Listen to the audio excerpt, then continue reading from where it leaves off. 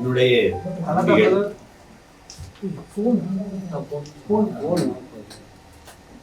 ஆதம் பாபா அவர்கள் எழுதி இயக்கி தயாரித்திருக்கிற படம் இந்த உயிர் தமிழுக்கு. இதை என்னுடைய தம்பி அமீர் அவர்கள் நடிச்சிருக்காங்க. அதாவது அவர் நடிச்சிருக்காரு அப்படின்னு சொல்றதை விட வாழ்ந்துக்க ரகலை பண்ணிருக்காரு. ஆரம்பத்தில் நாங்கள் அமீர் படம் எடுக்கும்போது எங்கள் அண்ணன் சத்யராஜ் அவர் நடிப்பு எப்படி பேசப்பட்டதோ அதே மாதிரி பண்ணியிருக்காங்க என் தம்பி. ரெண்டாவது உரையாடல் வந்து அவ்வளவு நேர்த்தியாக அவ்வளவு வலிமையாக இருக்குது. படத்துக்கு இந்த திரைக்கதை மிக அழகாக நகர்த்தி கொண்டு போகுது அந்த வசனம். அது ரெண்டு தம்பிகளுக்கும் பாராட்டு. அமீர் வந்து எப்படி சொல்லணும்னா ஒரு ஸ்க்ரீனில் ஒரு ரகலை பண்ணுவாங்க, விளையாடுவாங்க, அந்த மாதிரி பண்ணியிருக்காங்க. அது வெளியில் இப்படி பார்க்குற அமீர் தாடி வச்சுட்டு இப்படி இருக்கிற அமீரை நீங்கள் திரையில் பார்க்க முடியாது. வேற மாதிரி பண்ணியிருக்காங்க படம். படத்துல கூட நடித்த எல்லாரும், அவங்க குறிப்பாக கதாநாயகன் நடிச்சவங்க ஆனந்தராஜ் ஐயா, என்னுடைய சியான் ராஜ்கபூர், அண்ணாச்சி இமான் அண்ணாச்சி, தம்பி கஞ்சா கருப்பு, கூட நடித்த எல்லா கதாபாத்திரங்களுக்கும் ஒரு முக்கியத்துவம் இருக்கு. சும்மா வந்துட்டு போனாங்கன்னு இல்லாமல் எல்லா கதாபாத்திரங்களும் செறிவாக செதுக்கப்பட்டிருக்குது. அதில் நான் வெகுவாக ரசித்தது திரைக்கதையினுடைய நகர்த்த வேகமாக அந்த காட்சி அடுக்கடுக்காக நகர்ந்து போகிறது, எதிர்பார்ப்பை கூட்டிக் கொண்டே போவது, என்ன நடந்திருக்கும் அப்படின்னு ஒரு எதிர்பார்ப்பை கூட்டிக்கிட்டே போகிறது, அதை நகர்த்தி கொண்டு போகிற மிக நேர்த்தியான உரையாடல். அப்புறம் என்னுடைய நண்பர் வித்யாசாகருடைய இசை, குறிப்பாக பின்னணி இசை. 3 பாடல்கள், முதல் 2 பாட்டை தம்பி பாவிஜி எழுதியிருக்காரு நினைக்கிறேன். பின்னாடி 2வது பாதியில் வர பாட்டை தம்பி சினேகன் எழுதியிருக்காரு. அது நாங்கள் கூட அந்த தேர்தல் நேரத்தில் பயன்படுத்தணும். அந்த பாட்டை வெளுக்குது ஜனநாயகம், அடித்து கிழிக்குது பணநாயகம், ஏன்னா ஓட்டுக்கு காசு கொடுக்குறத அது சட்டையர் பண்ணி வந்திருக்கும். அந்த பாட்டு ரொம்ப நல்லா வந்திருக்கும் படம். நீங்கள் பாருங்கள், உண்மையிலே உயிர் தமிழுக்கு தான். அது அவ்வளவு நேர்த்தியான படம். இது வெறுமனே இது ஒரு என்ன சொல்கிறது சீரியஸான அரசியல் படம்னு நினச்சிடக்கூடாது. ரொம்ப ரசிக்கத்தக்க படம், ரொம்ப ரசிக்கத்தக்க படம். ரொம்ப நாளாச்சு இப்படி படம் வந்து. சிலருக்கு அரசியல் பார்வை இருக்காது, புரிதல் இருக்காது. அதனால் அதை எப்படி தொடர்றதுன்னு தெரியாமல் தடுமாறிடுவாங்க. இவங்க 2 பேரும் என் தம்பிகளுக்கு நல்லா அரசியல் தெரிஞ்சதுனால கூர்ந்து விளையாடிட்டாங்க. அது நாங்கள் விரும்பினது வாக்குப்பதிவுக்கு முன்னாடி இந்த படத்தை கொண்டு வந்துடணும்னு நினச்சோம், அது முடியல. அதனால் இந்த மே 10ஆம் தேதி வருது. அன்பு கூர்ந்து நான் என் அருமை சொந்தங்களிடத்தில் கேட்பது, நீங்கள் திரையரங்கில் சென்று இதை பார்த்து ரசிக்கணும், இது பேராதரவு கொடுக்கணும். உண்மையிலேயே ஒரு நல்ல அரசியல் புரிதலை உருவாக்குகிற ஒரு படம். இதில் பணி செய்த அத்தனை தொழில்நுட்ப கலைஞர்கள் எல்லாருக்கும் என்னுடைய அன்பும் வாழ்த்துக்களும். குறிப்பாக பெருமுயற்சிக்கு அப்புறம் என் தம்பி ஆதம் பாபா ஒரு முழு படமாக உருவாக்கி திரைக்கு கொண்டு வந்துட்டான். அதுக்கு என்னுடைய அன்பும் வாழ்த்துக்களும். வந்து இது நடிச்சு இது பண்ணிட்டு என் தம்பி அமீருக்கு என்னுடைய அன்பும் வாழ்த்துக்களும். ஒரு மிகப்பெரிய வெற்றி படமாக இது அமையும். நடிச்சிருக்கிறான், யோகியில் அதெல்லாம் நடித்தான். ஆனால் இந்த படம் அவனுக்கு முழுமையான ஒரு நடிகனா இந்த படம் கொண்டு போய் சேர்க்குன்னு நான் ஆழமாக நம்புகிறேன். அதுக்காக என் அன்பு நிறைந்த வாழ்த்துக்களை என் தம்பிக்கு தெரிவிக்கிறதுல மகிழ்ச்சி அடைகிறேன். படத்தை கொண்டு போய் என் அன்பு உடன் பிறந்தார்கள் ஊடகவியலாளர்கள் கொண்டு போய் சேர்ந்த ஒரு நல்ல படம். நீங்களும் பாருங்க, போட்டு காட்டுங்க. அமீர் சார், இதுல வந்து அரசியல் பேசிருக்கீங்க. அடுத்து அரசியலுக்கு வர ஆர்வம் எதுவும் இருக்கா? ஒரு அரசியல் தான் இருக்காரு, அரசியல் தான் இருக்காரு. தேர்தலில் நிக்கிறதா அரசியல்னு நீங்க நினைக்க கூடாது. மக்கள் பிரச்சனைக்கு யாரு முதல்ல முன்னு நிக்கிறானோ, குரல் கொடுக்குறானோ, அதெல்லாம் அரசியல் தான். அரசியல்னா என்னன்னு நினைக்க சொல்லுங்க. என்ன எல்லாரும் கூட்டமா இருக்கிறீங்க அப்படின்னு கேள்வி கேட்குறீங்கல்ல, அதுவே அரசியல் தான். அதுதான் ஒவ்வொரு மனிதனையும் ஒவ்வொரு வார்த்தையிலும் அரசியல் பிறக்குதுங்க. அவன் சொல்றான்ல, சேகவர சொல்றாரு, பசியோடு இருந்தான் ஒருத்தன், உணவு கொடுத்தேன், என்னை மனிதாபிமானின்னாங்க. ஏன் அவனுக்கு உணவு கிடைக்கலன்னு கேட்டேன், என்னை கம்யூனிஸ்டுன்ட்டாங்க. இதுதான் கதை. நாங்கள் கேட்குறோம்ல, ஒவ்வொரு நாளும் கேள்வி கேட்குறோம்ல, அதுதான். அதனால அவர் அரசியல். இந்த படம் வந்து தேர்தலுக்கு முன்னாடி கொண்டு வரணும்னு நினைச்சுன்னு சொல்றீங்க. ஒருவேளை தேர்தலுக்கு முன்னாடி வந்தால் யாருக்கு சாதகமாக இருந்திருக்கும்? இல்லை, பொதுவாக மக்களுக்குள்ள ஒரு பெரிய விழிப்புணர்வை ஏற்படுத்திருக்கோம். அது பொதுவான பார்வை. நீங்கள் இந்த அதுக்கு தம்பி சினேகனுடைய ஒரு பாட்டே உங்களுக்கு நம்ம செய்கிறோம், எதனால என்ன பொறுப்புணர்வோடு நம்ம வாக்கு செலுத்தணும் அப்படின்னு இருக்குல்ல, அதை உணர்த்தி இருக்கு. அதுக்கு சின்ன ஒரு அரசியல் விழிப்புணர்வை ஏற்படுத்தியிருக்குன்னு நான் உறுதியாக நம்பினேன். அதுக்காக 2 தம்பிகிட்டையுமே நான் அழுத்தினேன், எப்படியாவது தேர்தலுக்கு முன்னாடி கொண்டு வர முடியுமா, பாருன்னு. சூழலாமே இல்லை. சரி, அதுக்கப்புறம் அந்த நேரத்தில் விட்டு திரையரங்குக்கு வராமல் என்ன தேர்தல் கலவரத்தில் இருந்துருவாங்கன்னு தான் சரி மேற்பார்த்து தேர்தல் முடிஞ்சு. இந்த படத்துடைய ட்ரைலரில் பார்த்தீங்கன்னா நம்மளோட விடுதலை புலிகளுடைய பிரபாகரனுடைய அவருடைய ஃபோட்டோஸ் வரணும்னு இன்னும் நிறைய போராடி இருக்கீங்க. அந்த ஒரு ட்ரைலர்லேயே அவருடைய அதை நறுக்க முடியல. ஏன்னா முன்னாடி அண்ணா கூட எம்ஜிஆர் அவர்கள் இருக்கிறதும், அப்புறம் எம்ஜிஆர் அவர்கள் எங்க அண்ணா கூட இருக்கிறதையும் வார்த்தையா சொல்லி ஒப்பிட்டு வந்துட்டதுனால தொட முடியல. உங்களுக்கு புரியுதுன்னு நினைக்கிறேன், இல்லைன்னா தூக்கிடுவாங்க. ஒன்று எடுத்துட்டாங்க, சீருடையோட இருந்த ஒன்றை எடுத்துட்டாங்க, இதை எடுக்க முடியல. ஏன்னா அவர் சீஃப் மினிஸ்டர் தமிழ்நாடு, எங்கள் அண்ணன் சீருடை இல்லாமல் அப்படி நிற்பார், அதனால எடுக்க முடியல. அதுக்கப்புறம் அதான எல்லா பிரச்சனைகளும். அப்போ அது முதல்ல அவரை சந்தித்த போது எடுத்த படம், எம்ஜிஆர் அவர்களை சந்தித்த போது அது தூக்க முடியல. அதுக்கு திரையில் என்ன வரவேற்பு இருக்குன்னு நீங்கள் பார்த்துக்கணும். இந்த பதிவு வரும்போது எவ்வளவு ஆரவாரம் இருக்குன்னு தெரியுது. ஜூன் 4 எப்படி இருக்கும் சார் சினிமா சார்? நல்லா இருக்கு, அவ்வளவு வெயில் இருக்காது.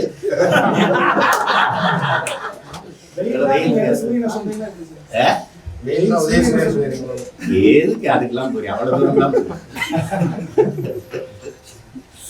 காத்துருங்க,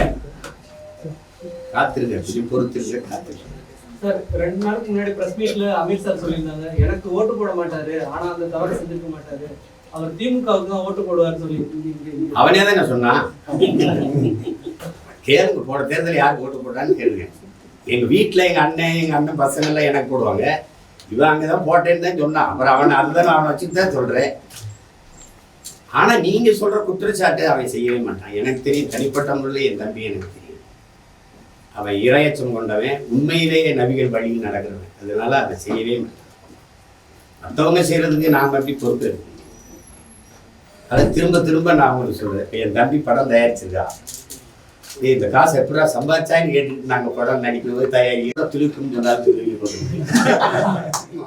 முக்கியமா பாடலோட முக்கியமா இப்போ காரசமா போயிட்டு இருக்கு சார். உங்களுடைய பார்வையில ஒரு இயக்குனரா நீங்க எப்படி சார் இதை பாக்குறீங்க? மியூசிக் முக்கியமா இல்லாட்டி 2 பேரும் ஆளுமைகள் இதுல மோதிக்கிட்டு இருக்காங்க. பாடல் யாருக்கு கல்வியா செல்வமா வீரமாங்கிற கதை மறுபடியும் சரஸ்வதி சௌரம் தான் எடுக்கணும். நாங்க அப்படி கிடையாது. இசைத்தமிழ் நீ செய்த அறிஞ்சாதன்னு இருக்கிற மாதிரி தான்.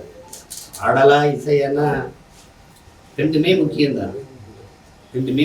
வெறுமனே மெல் இசை, வரிகள் இல்லாத இசையும் நம்ம ரசிச்சிருக்கோம். நத்திங் பட் என்றெல்லாம் நம்ம பார்த்துருக்கோம். இசை இல்லாத சந்த வரிகளை கவிதையா படிக்கும் போதும் நம்ம ரசிக்கிறோம். அப்ப ரெண்டுமே ஒண்ணு ஏன் பிரிக்கணும்?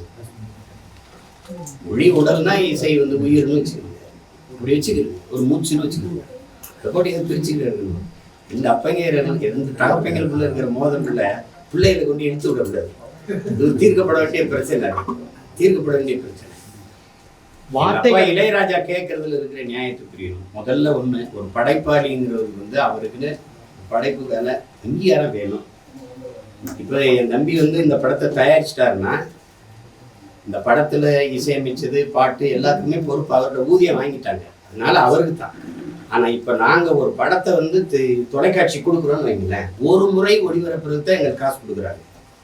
ஆனா குறைஞ்சது இப்ப குறிப்பா என் தம்பி படத்தை எடுத்துக்கீங்களேன், எவ்வளவு கொடுத்து வாங்கியிருப்பாங்க நீங்க? ஆனா எத்தனை முறை ஒளிபரப்பப்பட்டிருக்குன்னு நினைப்பீங்க? அப்போ ஒரு முறை ஒரு 10 லட்ச ரூபா கொடுத்து ஒரு படத்தை வாங்கிட்டீங்கன்னா நீங்க அதை வாழ்நாள் முழுக்க வச்சுக்கிறீங்க அந்த உரிமத்தை.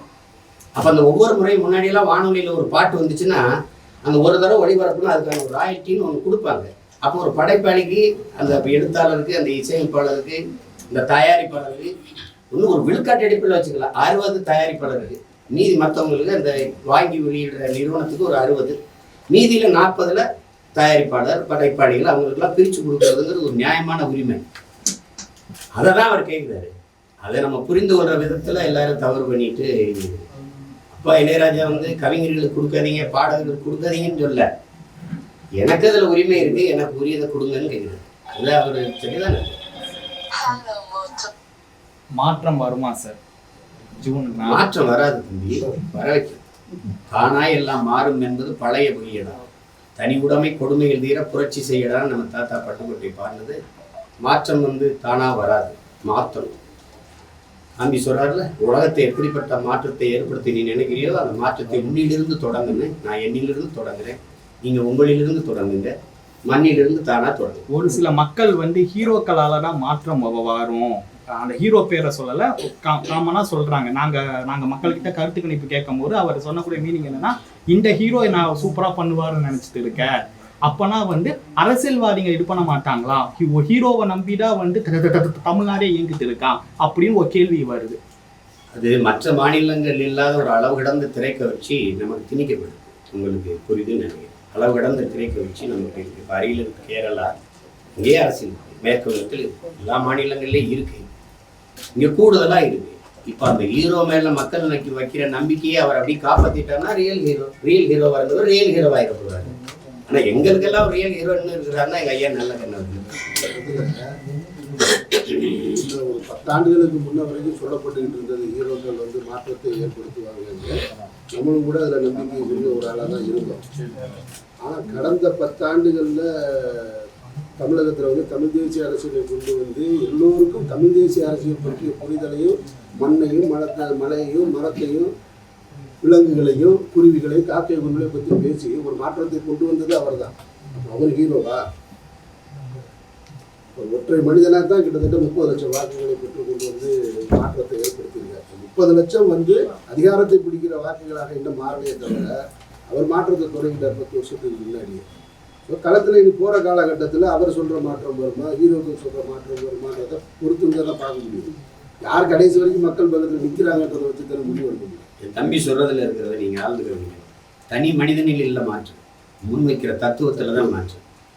நீங்கள் எப்பவும் தனி மனிதனை தலைமை இருக்கக்கூடாது. நான் இருப்பேன் போயிடுவேன், ஆனால் நான் முன் வச்ச தத்துவத்தை தான் நீங்கள் தலைமை இருக்கணும். நான் அது அப்படியே இருக்கும், அது அப்படியே தான். அப்போ அதை தான் நீங்கள் பார்க்கணும். அவர் என்ன கோட்பாட்டை சொல்கிறாரு, பேசுறது அமீர் ஆதம் பாபா சீமான்னு ஏன் பார்க்குறீங்க, நாங்கள் என்ன கருத்தை எடுத்து வைக்கிறோம்னு பாருங்க. அது அதை பாருங்க. அந்த கருத்து ஆக சிறந்ததா இருக்குன்னா ஏற்கிறதா எதிர்க்கிறதாங்கிறது அப்புறம் விவாதிங்க. அதுதான் சரியா இருக்கு. ப்ரொடியூசர் அது ஒரு அரசியலான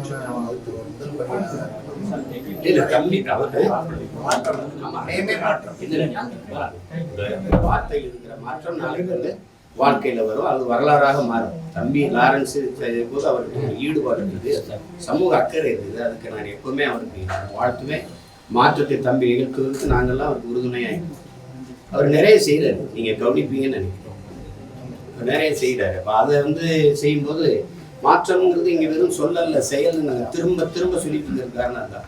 அந்த தம்பி தொடங்கின மாதிரி நீங்களும் உங்களுக்குள்ள அந்த சிந்தனை வரணும், அவருக்குள்ள வரணும், அவருக்குள்ள வரணும். அப்படி வரும்போது நிறைய கேள்விகள் பிறக்கணும். கேள்விகள் பிறக்கும் போது தான் பதில் தேடல் வரும். தேடல் வரும்போது தான் ஒரு தெளிவு வரும். அதாவது கேட்கறதுக்கே அஞ்சிக்கிட்டு பயந்துக்கிட்டு இருந்தோம்னா கஷ்டமாயிடும். நேற்று நீட்டு தேர்வு எழுதியிருக்காங்க. அதுல மாணவர்களுக்கு அந்த சீரியல் நம்பர்ல குளறுபடி ஏற்பட்டிருக்கதா பெற்றோர்களும் மாணவர்களும் நேற்று புகார் கொடுத்திருக்காங்க. எழுதிட்டு வந்தவங்களே இந்த பிரச்சனை இருக்கு. இதுல இருந்து தெரியுதா நீட்டையா நாங்க வேணாம்னு வெறுக்கிறோம்ட்டு. நீட்டை ஆதரிச்ச பெருமக்கள்கிட்ட நீங்க இந்த கேள்வியை கேட்கணும். நான் திரும்ப திரும்ப உங்ககிட்ட கேட்கிறேன். போலி மருத்துவர்களை தான் உருவாக்குது. தமிழ்நாட்டில் எத்தனை பேர் மார்க் ப்ராக்டிஸ் பண்ணி பிடிபட்டாங்கன்னு உங்களுக்கு தெரியும்.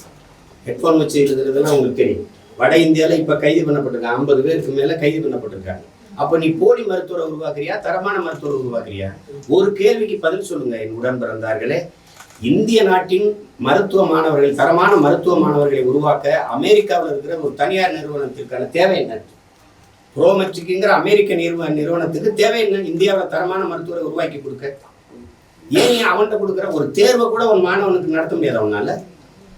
வட இந்தியாவில எந்த பெண்ணுக்கு தோடை கழட்டி மூக்கத்தை கழட்டி நீங்க பார்த்துருக்கீங்க. ஆனா என் மாநிலத்துல மட்டும்தான் தோடு மூக்கத்துக்குள்ள விட்டு கொண்டு வர முடியும்னு சொல்ற நீங்க. இவிஎம் எந்திரத்துக்குள்ள ஒண்ணும் பண்ண முடியாதுன்னு சொல்றீங்க. ரெண்டையும் நீங்க தான் சொல்றீங்க. துப்பட்டாவை கலட்டுறீங்க, உள்ளாடை கலட்டுறீங்க, தலைமுடியை விரிச்சு போடுறீங்க. எங்க பிள்ளைய தேர்வு எப்படி எழுதும்? என்ன மனநிலையில நீங்க உள்ள அனுப்புறீங்க எங்களை? என்னுடைய பொண்ணு 2 வருஷத்துக்கு முன்னாடி நீட் எழுத போச்சு. நான் அதை எந்த செய்திகள்லையும் சொல்லலை. நீட் எழுத போனப்ப அவர் போட்டிருந்த புர்காவை கரெக்டாக சொல்லிட்டு உள்ளே வர சொன்னாங்க. ஒரு நீட்டே வேணான்னு சொல்லிட்டு அது வீட்டுக்கு வந்துருச்சு. ஏன்னா நீங்கள் ஆடை, தோடு, கழுத்தில் இருக்கிற செயின் இதெல்லாம் வைக்க முடியும்னு சொல்கிறது வந்து அது மனநிலையை வந்து பாதிக்கிறதா, ஒரு அச்சமூட்டி உள்ள கூட்டி போடுறது. இப்போ இப்படி ஒரு கேள்வியை எழுப்புவோமே, நீங்கள் நான் நீட்டில் நாங்கள் 2 பேரும் தேர்ச்சி வென்று வந்துடுறோம் மாணவர்கள். இப்போ இதில் நீங்கள் எப்படி தர வைக்கிறீங்க? 1200க்கு 1199 மதிப்பெண் என் தம்பி வாங்கியிருக்கிறாரு. நான் 800 வாங்கி எல்லையில் தான் தேர்ச்சி விட்டுருக்கேன், பார்டரில் பாஸ் பண்ணியிருக்கேன். ஆனால் நான் நீட்டில் தேர்ச்சி விட்டுறேன், இவர் நீட்டில் தோற்றுவார். அப்போ இவர் தகுதியற்ற மாணவர்ன்றீங்க, மருத்துவம் படிக்க. இப்போ நீங்கள் இந்த +2 மதிப்பெண் இருக்கப்போ அப்போ தூக்கிடுங்க. நேரடியாக நீட்டுக்கான கோச்சிங்கை வச்சுட்டு நீங்கள் அப்படியே கொண்டு போயிருங்க. எதுக்கு +2 மதிப்பெண் இருக்குது? அது தேவையில்லை. அப்படியே நான் தேர்ச்சி பெற்று வந்தால் எனக்கு பாடம் நடத்த போகிற பேராசிரியர் யாருன்னா அவர் நீட் எழுதி வந்தவரா? இல்லை, பழைய பேராசிரியர். பாடத்திட்டத்தில் தான் மாறுதல் இருக்கா? இல்லை, அதே பழைய சிலபஸ் தான். அப்போ அதே பேராசிரியர், அதே பாடத்திட்டம், அப்புறம் எப்படி தரமான மருத்துவம் கிடைக்கும் வரும்? தரமான மருத்துவரை நீ எப்படி உருவாக்குவ? நீட்டியே தனியார் மூலம் நடத்துகிறாங்க, அதை யாராவது கேட்குறீங்களா? அது அமெரிக்க நிறுவனம் ஏன் நடத்துது? தனியார் ஏன் நடத்துது? பரீட்சை நடத்துறது அமெரிக்க நிறுவனம், கோச்சிங் சென்டரும் தனியார் நிறுவனம். அது கேட்கணுங்களா? நீ பயன்படுத்துகிற இவிஎம் எந்திரத்தை தயாரிக்கிறவனும் ஜப்பான்ல மைக்ரோ எலக்ட்ரானிக்ஸ்ங்கிற தனியார் நிறுவனம். யாரு சொல்லுங்க? நீங்க எது ஒண்ணு நீங்க செய்றீங்க, தேர்தலை நீங்க நடத்துவீங்க, அந்த எந்திரத்தை அவன் தயாரிச்சு உங்களுக்கு கொடுப்பான். நீங்களே பாக்குறீங்க, ஒரு வலையொடியில வருது, வெட்டியை திறந்து ஓட்ட பூரா எடுத்து பைக்கில் ஓட்டி போயிட்டு இருக்காங்க.